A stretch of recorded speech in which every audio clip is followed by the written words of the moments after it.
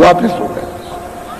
कोई अपने अपने स्थान के अवतार कहलाते हैं, कोई दुर्गा अवतार, कोई ब्रह्म का अवतार, कोई पार्वती का अवतार, कोई ब्रह्मा का अवतार, कोई विष्णु का अवतार, कोई शक्ति का, कोई कहलाते हैं।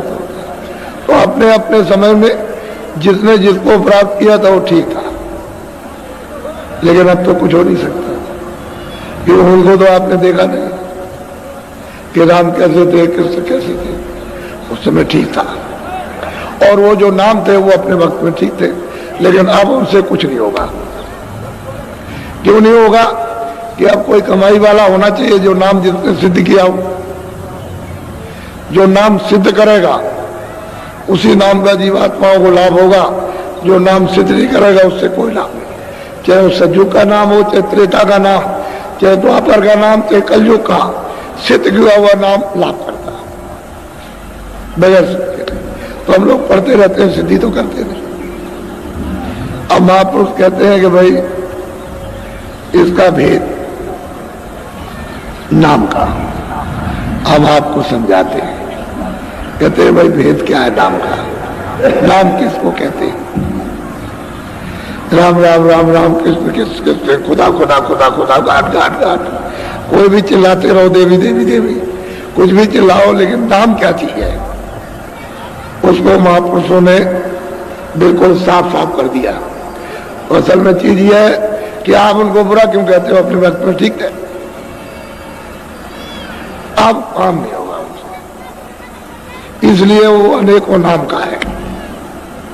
विष्णु भगवान के 1000 नाम, तो परमात्मा के उसके बहुत नाम। ऐसा तुमने क्यों कह दिया एक ही नाम? उसके बहुत से नाम। अरे तुम घर में देखो, पिता को पिता कहोगे, पिता को फादर कहोगे, पिता को डैडी कहोगे, पिता को ये कहोगे। अब वो तुम हो तो एक ही, लेकिन यह है कि कई भाषा में बोलते हो कि ठीक है हमें। इसी तरह से उसके अनेकों नाम रख दीजिए, फिर भी कोई नाम नहीं, और वो सब नामों में बोलेगा, लेकिन सिद्ध तो करो। सिद्ध नहीं करोगे कोई लाभ नहीं करेगा। तो आप लोग अभी तक भ्रम में थे कि जय गुरुदेव नाम तो कोई किसी आदमी का, मेरा नाम तो है नहीं। जय गुरुदेव मेरा नाम नहीं है और ना आपका, ये उसका नाम है। ये जब तक जगाया नहीं जाएगा, सिद्ध नहीं होगा, तब तक कोई लाभ नहीं करने वाला। तो जगाने की जरूरत, सिद्ध करने की जरूरत, तब जाके लाभ होता है। और आप लोग इस राज को, इस रहस्य को समझते नहीं हो, तो बड़े प्यार से समझा रहे सब कि वह नाम क्या चीज है, इसका दोनों का भेद बोलो।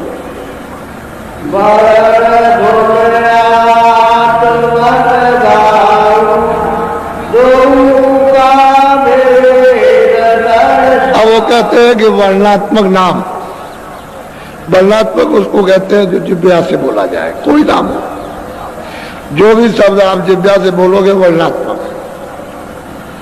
और ध्वनात्मक नाम है जो अपने आप हो रहा, वो जिह्वा नहीं बोल रही, वो अपने आप बोला। वो तो चेतन की आवाज है, वो चेतन बोल रहा। और उसको कौन सुनेगी? सूरत। ये बुद्धि नहीं, सूरत। तो सूरत है चेतन, उसमें कान है, वो सुनेगी। तो जो जिह्वा से बोला जाए वो वर्णात्मक है, और जो अपने आप धुन आ रही है वो धुनात्मक नाम। तो असल में सूरत को कैसे दोगे? इसको किस तरह से? जब तक धुनात्मक नाम नहीं मिलेगा तब तक ये सूरत भूल नहीं सकती, इसकी सफाई नहीं हो सकती। वर्णात्मक नाम को लेने से इतना होता है, मन और बुद्धि थोड़ी देर तक। कोई किताब पढ़ो तो थोड़ा सा रुके रहेगा, फिर फैल जाएगा। तो मन बुद्धि चित्त अगर विवेक से पढ़ोगे, कोई भी किताब महात्मा की किसी की पढ़ो और विवेक से पढ़ो, तो मन और बुद्धि और चित्त है, ये आपके थोड़े बहुत रुकते हैं और शुद्ध होते हैं। लेकिन जीवात्मा पर उसका कोई असर नहीं। इनसे मदद ले सकते हो, लेकिन धुनात्मक नाम से सफाई होगी। जो अंदर कूड़ा कचरा जमा कर रखा है कर्मों का, वो बिना धुनात्मक नाम के जाएगा।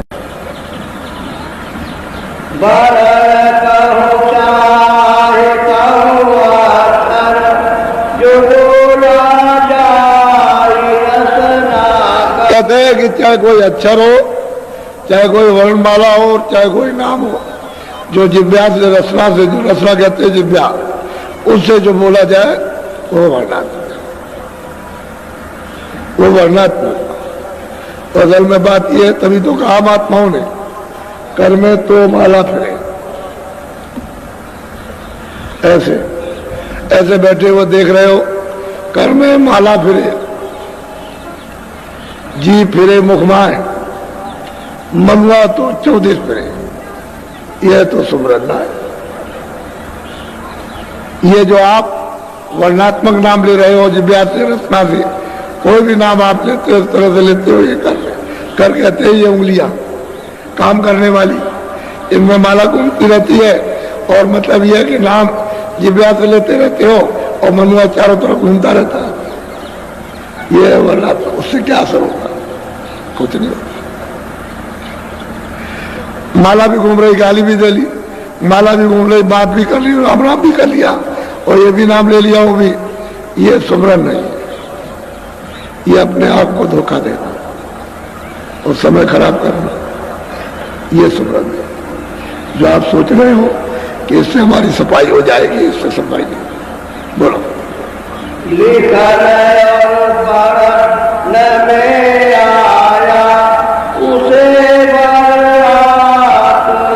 कहते हैं जो भी नाम लिखने पढ़ने में आ गया वो वर्णात्मक नाम है, और जो लिखने पढ़ने में नहीं आता वो धुनात्मक नाम। और उसको सूरत सुनेगी, वो चेतन है उसी काम से, तो जब तक वो नहीं जागती है तब तक नहीं सुन सकती, और जाग गई और कान खोल गए तो सुनने लगी।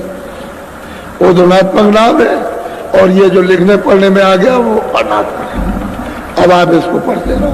तो जरूरत तो थी आपको कि इससे मदद लेते इंद्रियों की शुद्धि सफाई के लिए, और साफ हो जाती तो अंदर की चीज पकड़ लेते, अंदर का नाम पकड़ लेते।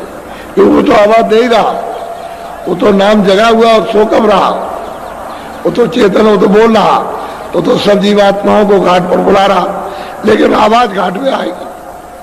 घाट छोड़ दोगे तो आवाज सुनाई नहीं देगी। घाट पर आवाज आ रही है, अब तुम उधर सुन नहीं रहे।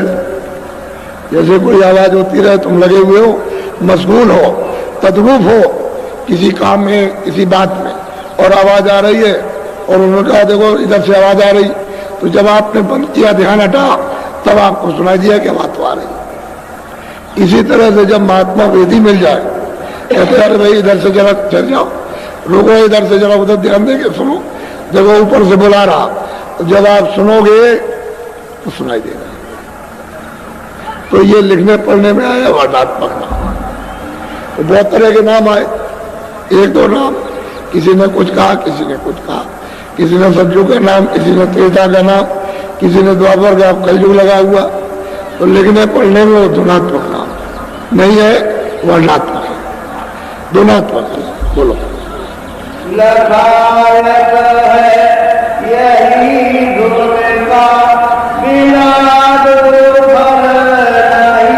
कहते हैं कि फल कब मिलेगा?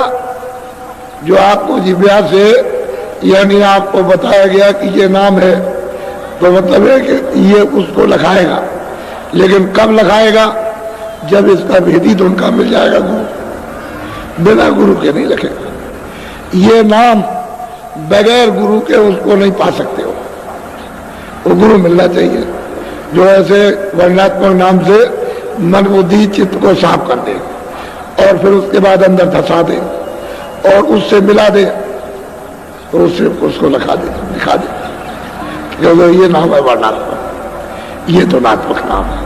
दोनों को बता दे कि ये काम किया इंद्रियों की सफाई, और इससे सूरत को मांझो, जीवात्मा की शुद्धि सफाई कर लो, तब वो पर्दा उतरता है गंदगी का। नहीं तो पर्दे पे पर्दा, पर्दे पे पर्दा, पर्दे पे लेप चढ़ा, कर्मों का लेप चढ़ा हुआ उतरता है तो दिखाई देता है कि कैसे कैसे उतारा जाता है, उतरता है। तभी तो सूरत को अनुभव होता कि हमारे ऊपर कर्मों के कितने पर्दे लदे हुए, बगैर उसके नहीं हो सकता। कहते हैं इसका भेदी मिलना चाहिए, तो लखने में आएगा। भेदी नहीं मिलेगा गुरु, तो आप इसको नहीं देख सकते, न सुन सकते। बोलो। मेरे गुरु नाम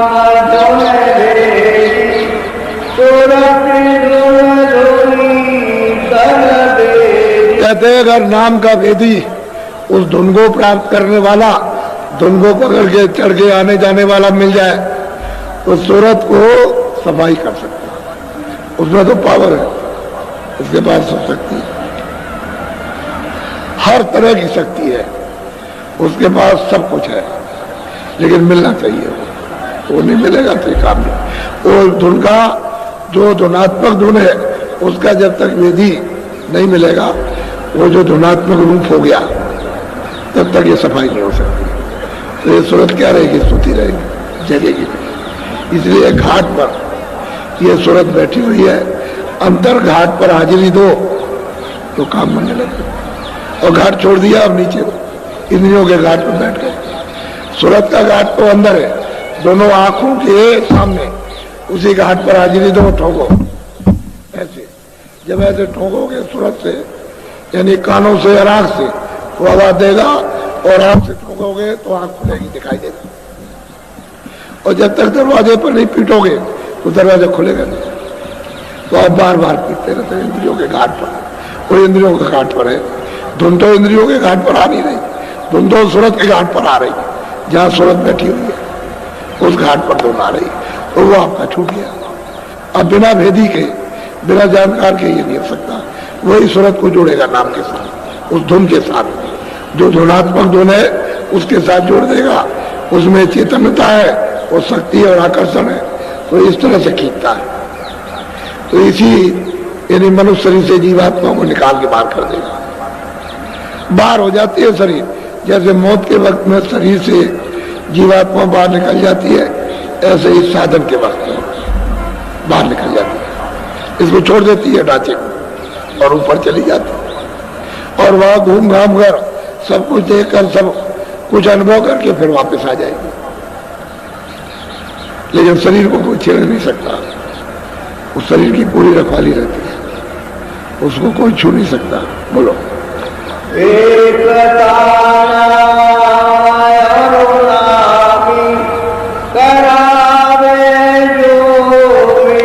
कहते वो स्वामी जो नाम को पा करके नामी को जिन्होंने प्राप्त कर लिया, वो अगर मिल जाए हमको तो ये सूरत धुन से अलग है, धुन से जोड़ देंगे। धुन है नाम, जहां से आवाज निकल रही है वो तो नामी है। तो जब आप धुन को पकड़ोगे, जैसे किसी जंगल में आप रात को फंस गए और चिल्ला रहे हो कि भाई कोई आदमी हो तो मुझे रास्ता बता दे, मैं भूल गया हूं।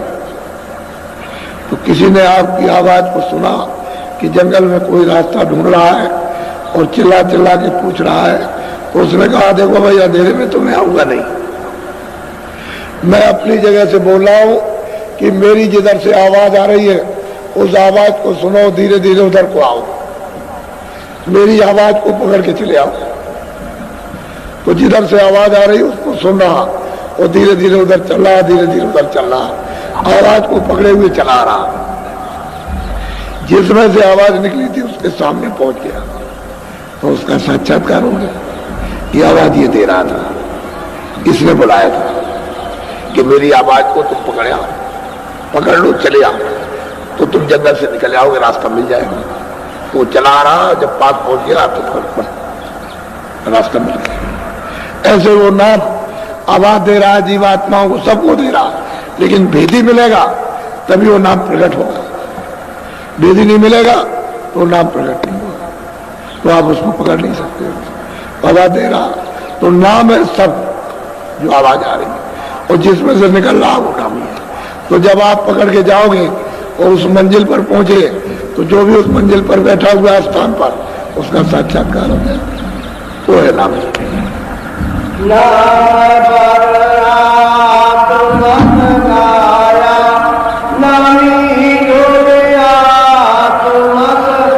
कहते हैं कि वर्णात्मक नाम को बताया कि बाहर का नाम है जो लिखने पढ़ने में आया, और सूरत का जो नाम है शब्द वो मैंने आपको बताया कि ये इससे तुम लखोगे, देखोगे, और उससे मिला दिया। तो शब्दों को जगा करके नाम से जोड़कर कभी तो ले जाती, ऐसे नहीं ले जा सकती कि ऐसी जगह नाम के ले जा।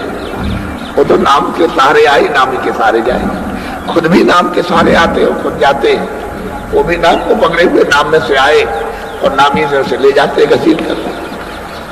नाम से ही उनका उतार हुआ है और नाम से ही चढ़ा हुआ और नाम से ही पहुंच गए, नाम से उतर आएगा। आप आपको जब जोड़ देंगे तो चढ़ा ले जाएंगे, तो ये सूरत भी नाम से चढ़ करके जाएगी। तो दो धाराएं नेगेटिव पॉजिटिव, एक धारा फेंकती है और एक धारा खींचती है। जो गंदी धारा है उसको नीचे फेंकती है और जो उज्जवल धारा है उसको खींच लेती है।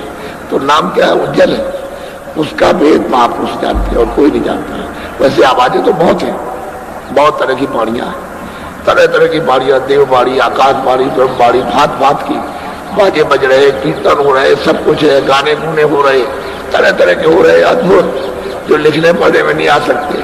लेकिन जब उसका भेद ही मिलेगा तभी आप इससे निकल सकते हैं, बगैर उसके नहीं जा सकते। उधर तो सारा काम तो उधर ही है, अंदर धसा दिया और जब सामने घाट खुल गया और प्रकाश है तो उस रचना से निकाल के ले जाना मुश्किल है। वो इतनी आनंददायक रचना है कि छोड़ता नहीं है जीव। जब यहाँ नहीं छोड़ता है गंदी चीज को, तो वो इतनी आनंद की रचना है तो उसको नहीं छोड़ता कि जरा इसको देख लूं, इसको देख लूं। तो कहते हैं भैया कुछ नहीं, आगे चल। तो ले जाने वाला तो चतुर होना चाहिए, नहीं तो कहीं ना कहीं फंस जाएगा, रुक जाएगा, नहीं जा सकता आगे। तो पूरा भेदी मिलेगा तब वो नहीं।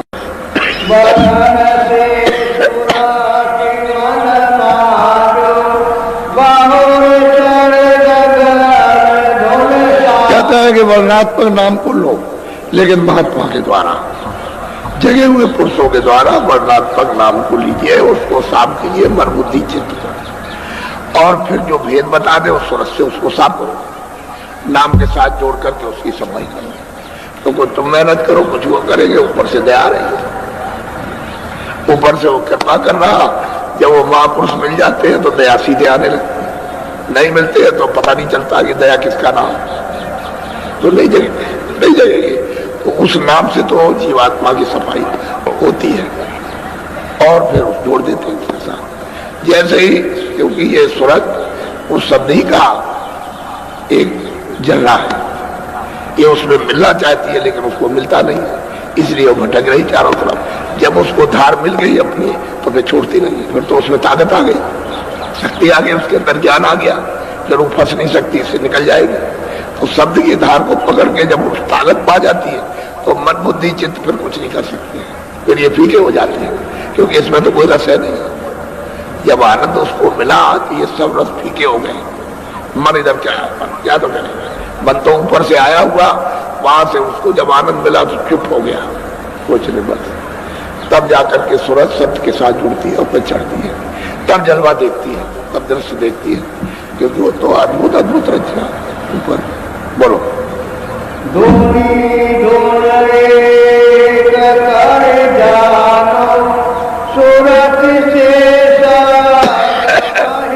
कहते हैं जिसमें से धुन आ रही है वो और जहां तक आ रही है वो, दोनों को एक जानो। वो अलग नहीं है, क्योंकि उसकी आवाज निकल रही है और जहां तक जा रही है वो एक ही है। उसको दो मत समझिए, बस दो तो आप है जो उस धुन से अलग है। जैसे ही धुन पकड़ी तो वहां क्या दाने में लगता हो, जैसे बिजली आती और जाती है, आती और जाती है। ये तो बिजली कुछ नहीं आ रही जा रही, सूरत की चाल इस तरह से हो जाती है, आएगी जाएगी, आएगी जाएगी, क्षण में जाएगी क्षण में आएगी, इस तरह से। तो कहते हैं उसको एक जानो, पर वो भेदी गुरु मिलना चाहिए जानकार, जिसने इसकी कमाई की है, जो शब्द रूप हो गया। बिना शब्द रूप के कोई इस राज को जान नहीं सकता। तो आपको क्या करते? अरे भाई उस समय पर आपको बताते तो सब बोया हुआ सब बेकार हो जाता, लेकिन धीरे धीरे धीरे धीरे आपके पीछे लगे रहे और यहां तक ले आए कि अब सुनने को तो तैयार हुआ। अब सोचने लगे कुछ करना चाहिए, मनुष्य जीवन बेकार जा रहा है और जो चला गया वो तो खत्म, वो तो लौट के आना नहीं। जो आज का दिन खत्म हो जाएगा कल नहीं आएगा, जो पीछे की आपकी आयु खत्म हो गई लौट के आनी नहीं है। अब जो आगे बाकी रह गए उसी में कुछ काम कर, तो उसमें क्यों नहीं करते? आपको सुलभ रास्ता, सीधा आसान, मदद करने को तैयार हूं, अंदर से भी बाहर से भी। तो थोड़ी सी तुम कम से कम थोड़ी मेहनत करो, निमित्त मार्ग थोड़ी आप करो, थोड़ी मेहनत अब करें, जल्दी से वो काम हो, शुद्धि सफाई हो जाए, घाट खुल जाए।